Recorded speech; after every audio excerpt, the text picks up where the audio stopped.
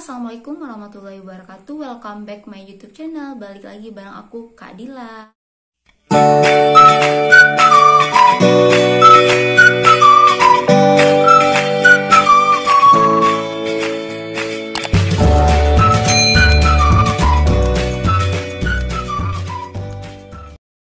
Di video kali ini aku akan bahas gimana caranya untuk mengurutkan jurusan dan memilih jurusan berdasarkan keketatannya.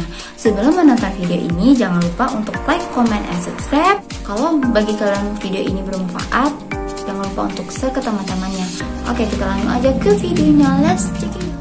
Oke guys, kakak akan bagi kepada kalian tips untuk memilih jurusan. Nah, yang pertama kalian harus tentukan dari diri kalian sendiri. Jangan jurusan itu nanti disuruh orang tua atau ikut-ikutan teman kayak gitu, karena yang menjalani kuliah 4 tahun pun itu adalah kalian. Jadi tolong yang menentukan jurusan itu adalah berdasarkan kemauan kalian sendiri, bukan karena suruhan orang lain atau orang tua pun kayak gitu. Nah, tips yang kedua adalah kalian harus tahu dulu minat bakat kalian tuh di mana kayak gitu. Banyak orang yang salah memilih jurusan.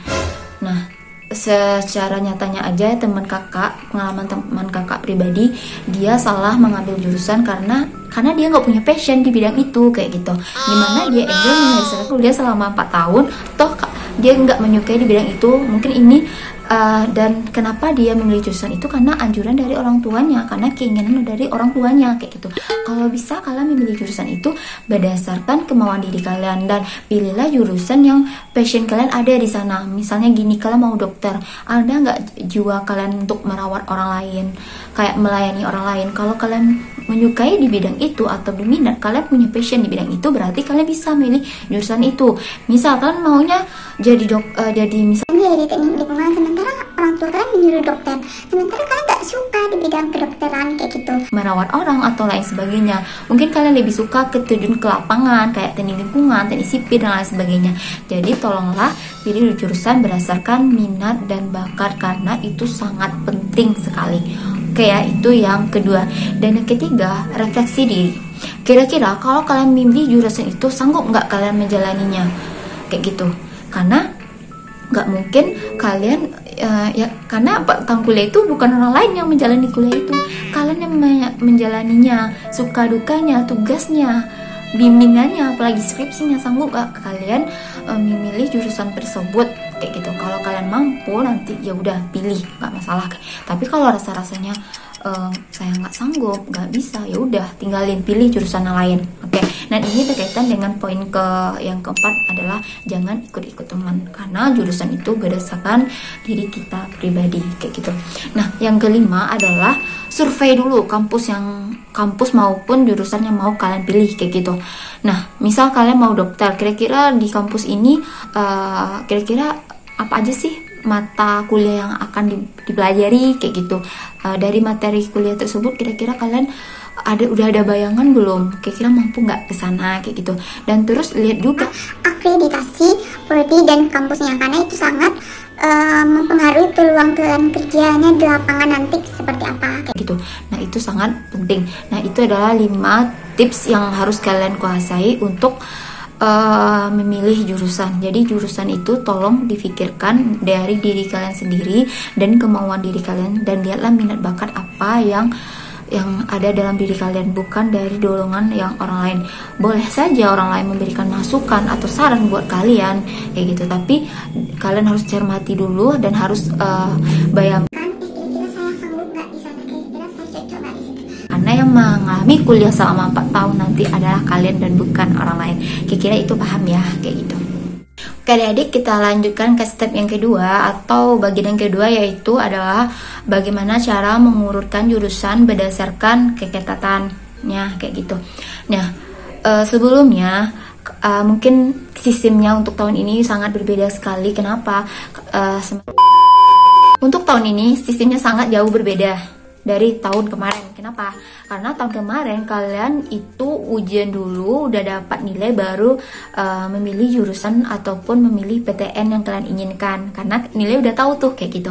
Nah, tapi sekarang kita disuruh mendaftar sekaligus memilih jurusan maupun PTN baru ujian. Nah, gimana sih Kak tips and triknya biar saya berpeluang lolos walaupun saya nggak tahu nilai UTBK saya berapa. Kayaknya adalah kalian harus sering ikut tryout. Kenapa? Tryout itu sangat membantu kalian untuk mengarahkan kalian ke jurusan yang mana. Nah, dengan ikutnya TO, kalian tahu kemampuan kalian di mana, nilai kalian di mana, bagian materi bagian mana yang kalian nggak kuasai, kalian bisa ulang-ulang lagi. Nah, semakin kalian sering ikut tryout, maka nilai kalian akan semakin bagus kayak gitu.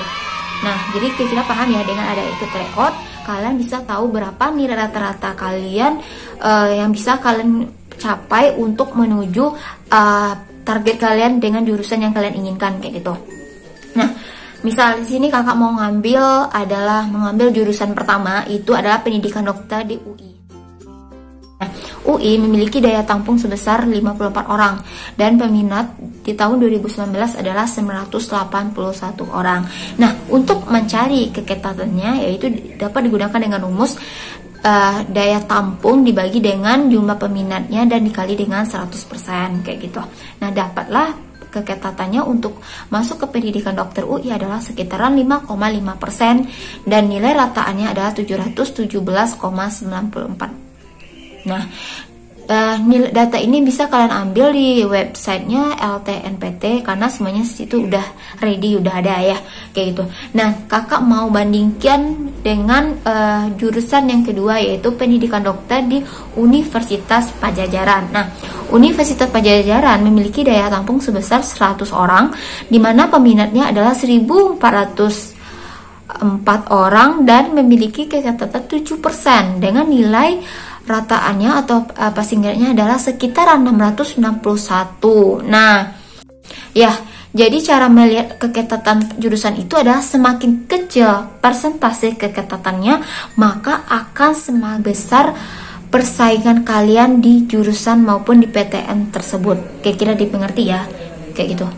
Nah, di sini pilihan pertama kan tadi UI ya, pilihan kedua adalah Unpad. Nah, jadi kalau kalian mau milih jurusan dokter, kalau kalian juga mau pilih UI dan Unpad, letakkanlah UI tadi di pilihan pertama. Kenapa? Karena memiliki keketatan yang paling besar. Jadi yang memiliki keketatan yang lebih besar atau persaingan lebih besar, itu taruhlah di pilihan pertama. Ingat, di pilihan pertama. Karena peluang kalian akan lolos di pilihan kedua itu akan semakin besar dengan keketatannya agak sedikit kecil dari keketatan yang pertama dan nilai rataannya pun agak kecil juga kayak gitu, yaitu 661. Sementara untuk UI itu sendiri nilai rataannya adalah 717. Nah, kayak gitu cara nentuin pilihan jurusan ya, pilihlah yang pilihan pertama yang agak lebih besar nilai rataan maupun keketatannya, dan pilihan kedua adalah agak lebih rendah. Kalian bisa melihat dari keketatannya maupun dari nilai rataan. Biasanya orang melihat dari nilai rataan atau passing grade namanya kayak gitu. Nah, jadi caranya seperti itu. Nah, kalau kalian meletakkan Unpad di jurusan di pilihan pertama kayak gitu ya, peluang kalian lolos tuh semakin kecil. Kenapa? Udah pilihan pertamanya keketatannya kalian nggak lulus, apalagi pilihan kedua dengan keketatannya lebih besar yaitu UI kayak gitu. Ya, kira-kira bisa dipahami ya. Nah, kayak gitulah cara memilih jurusan nanti berdasarkan nilai tryout kalian. Jadi saran kakak dari sekarang, sering-seringlah ikut TO, karena dari ikutan TO kalian tahu berapa perkiraan nilai kalian yang harus kalian gunakan nanti untuk memilih jurusan dan PTN yang kalian inginkan.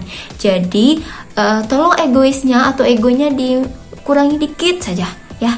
Lihat kemampuan kalian. Misal kalian mau nilai kalian misalnya rata-rata kalian baru 700-an, sementara jurusan yang kalian inginkan itu nilai rataannya atau passingnya itu 750. Ya tolonglah turunin egonya di PTN yang kalian pilih. Misalnya PTN itu terlalu tinggi untuk kalian pilih, ya udah kalian turunin ego kalian, pilih PTN yang emang nilai ratanya di bawah itu, tetapi kalian suka kayak gitu. Oke adik-adik, sekian dulu pembahasan kita kali ini. Kalau misalnya ada yang ingin ditanyakan, silakan aja komen aja di bawah, atau kalian mau di requestin apa, kakak siap membantu. Dan tetap semangat menuju UTBK-nya. Jangan merasa puas ya untuk hasil hari ini, karena tetap harus berusaha dan gigih lagi, karena usaha tidak akan mengkhianati hasil. Oke ya, tetap semangat. Oke, thanks for watching, see you on my next video, bye bye.